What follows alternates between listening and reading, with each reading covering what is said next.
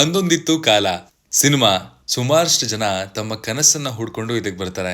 ಆದ್ರೆ ಅದರಲ್ಲಿ ತಾವು ಕಂಡಂತಹ ಕನಸನ್ನ ನನಸು ಮಾಡ್ಕೊಂಡವರು ಬೆರಳೆಣಿಕೆಯಷ್ಟು ಜನ ಮಾತ್ರ. ಇವತ್ತು ನಾವು ನೋಡ್ಕೊಂಡ್ ಬಂದಿರುವಂತಹ ಸಿನಿಮಾ ಅಂದೊಂದಿತ್ತು ಕಾಲ. ಈ ಸಿನಿಮಾನ ಡೈರೆಕ್ಟ್ ಮಾಡಿರೋದು ಕೀರ್ತಿ ಕೃಷ್ಣಪ್ಪ ಅಂಡ್ ಇದರಲ್ಲಿ Vinay Rajkumar, Aditi Prabhudeva, Nisha Ravikrishnan, Jaggappa and guest appearance ನಲ್ಲಿ ವಿ ರವಿಚಂದ್ರನ್ ಅವರು ಆಕ್ಟ್ ಮಾಡಿದ್ದಾರೆ.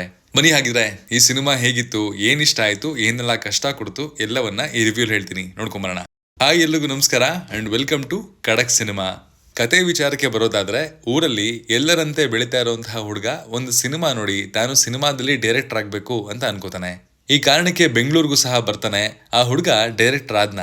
ಆ ಪ್ರೋಸೆಸ್ ಅಲ್ಲಿ ಯಾವ ತರದ ಕಷ್ಟಗಳನ್ನ ಫೇಸ್ ಮಾಡ್ದ ಅನ್ನೋದೇ ಸಿನಿಮಾದ ಪ್ಲಾಟ್.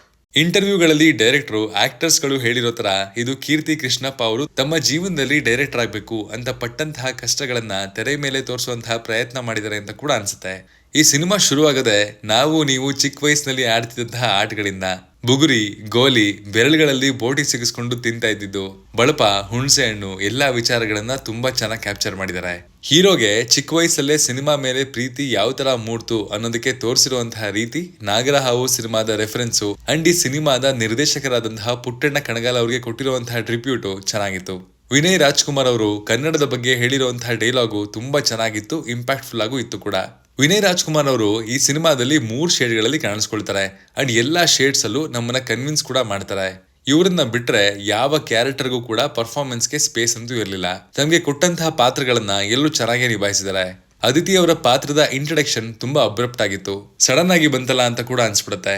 ಡೈರೆಕ್ಟರ್ ಆಗ್ಬೇಕು ಅಂತ ಬರೋ ಪ್ರತಿಯೊಬ್ಬರ ಪ್ರತಿನಿಧಿಯಾಗಿ ಹೀರೋ ಕಾಣಿಸ್ಕೊಳ್ತಾರೆ ಅಂಡ್ ಅವರ ಕಷ್ಟಗಳು, ಅವ್ರು ಫೇಸ್ ಮಾಡುವಂತಹ ಫ್ರಸ್ಟ್ರೇಷನ್ ಎಲ್ಲವನ್ನ ಆದಷ್ಟು ಸೆಟಲ್ ಆಗಿ ಹೇಳಿದ್ದಾರೆ.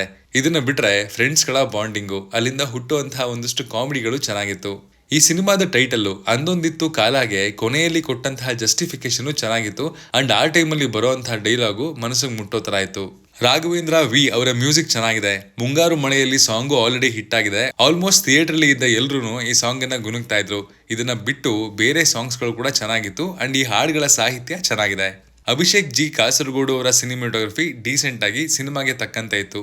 ಸಿನಿಮಾ ಎಲ್ಲೂ ಓವರ್ ಬೋರ್ಡ್ ಹೋಗ್ಲಿಲ್ಲ. ಪ್ರೊಡಕ್ಷನ್ ಡಿಸೈನ್ ಆದಷ್ಟು ರಿಯಲ್ ಆಗಿದೆ. ಈ ಸಿನಿಮಾದ ರನ್ ಟೈಮ್ ಬರೀ 1 ಗಂಟೆ 55 ನಿಮಿಷ ಅಷ್ಟೇ. ಆದ್ರೂ ಸಿನಿಮಾ ಸ್ಲೋ ಅಂತ ಅನ್ಸುತ್ತೆ. ಸಿನಿಮಾದ ಕತೆ ಸಿಂಪಲ್ ಆಗಿದೆ. ಸ್ಕ್ರೀನ್ ಪ್ಲೇ ನಲ್ಲಿ ಸ್ವಲ್ಪ ಫ್ರೆಶ್ನೆಸ್ ನ ಅವಶ್ಯಕತೆ ಇತ್ತು. ಹೀರೋ ಈ ಸಿನಿಮಾದಲ್ಲಿ ಡೈರೆಕ್ಟರ್ ಆಗ್ಬೇಕು ಅನ್ನುವಂತಹ ಈ ದಾರಿಲಿ ಎದುರಾಗುವಂತಹ ಸವಾಲುಗಳು ಇನ್ನಷ್ಟು ಸ್ಟ್ರಾಂಗ್ ಆಗಿರ್ಬೇಕಿತ್ತು. ಹೀರೋ ಪಾತ್ರಕ್ಕೆ ಇನ್ನಷ್ಟು ಎಮೋಷನಲ್ ಡೆಪ್ತ್ ಬೇಕಿತ್ತು. ಎಲ್ಲ ಫಾಸ್ಟ್ ಆಗಿ ಆಗೋಗುತ್ತೆ.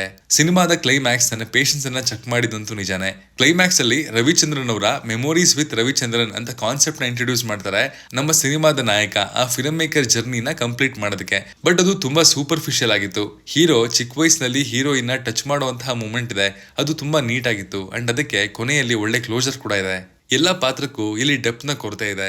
ಕ್ಲೈಮ್ಯಾಕ್ಸ್ ಅಲ್ಲಿ ಅಮ್ಮ ಮತ್ತು ಮಗನ ಮಧ್ಯೆ ಒಂದು ಎಮೋಷನಲ್ ಸೀನ್ ಇದೆ, ಇಟ್ ವಾಸ್ ನೈಸ್. ಬಟ್ ಮುಂಚೆನೆ ಅಮ್ಮ ಮಗನ ಮಧ್ಯೆ ಇನ್ನಷ್ಟು ಕಾನ್ವರ್ಸೇಷನ್ ಅಂಡ್ ಅವರ ಬಾಂಡಿಂಗ್ ಬಂದಿದ್ರೆ ಕ್ಲೈಮ್ಯಾಕ್ಸ್ ನ ಇಂಪ್ಯಾಕ್ಟ್ ತುಂಬಾ ಜಾಸ್ತಿ ಆಗಿರ್ತಾ ಇತ್ತು. ಕಡಕ್ ಆಗಿ ಹೇಳೋದಾದ್ರೆ, ಸಿನಿಮಾದ ಸಾಂಗ್ ಕ್ರಿಯೇಟ್ ಮಾಡಿದ ಎಕ್ಸ್ಪೆಕ್ಟೇಷನ್ ಸಿನಿಮಾ ಮೇಲೂ ಇಟ್ಕೊಳ್ಳೋದಕ್ಕಿಂತ ಈ ಫಿಲ್ಮ್ ಮೇಕರ್ ನ ಜರ್ನಿ, ಅವರ ಹಠ ಮತ್ತೆ ನೋವು, ಫ್ರಸ್ಟ್ರೇಷನ್ಗಳು ಇದೆಲ್ಲ ನಿಮ್ಗೆ ನೋಡೋದಕ್ಕೆ ಇಷ್ಟ ಅಂದ್ರೆ ಈ ಸಿನಿಮಾನ ಟ್ರೈ ಮಾಡಬಹುದು. ನೀವೇನಾದ್ರೂ ಸಿನಿಮಾ ನೋಡಿದ್ರೆ ನಿಮ್ಗೆ ಹೇಗೆ ಅನಿಸ್ತು ಅನ್ನೋದನ್ನ ಕಮೆಂಟ್ ಮಾಡಿ. Signing off, Manu.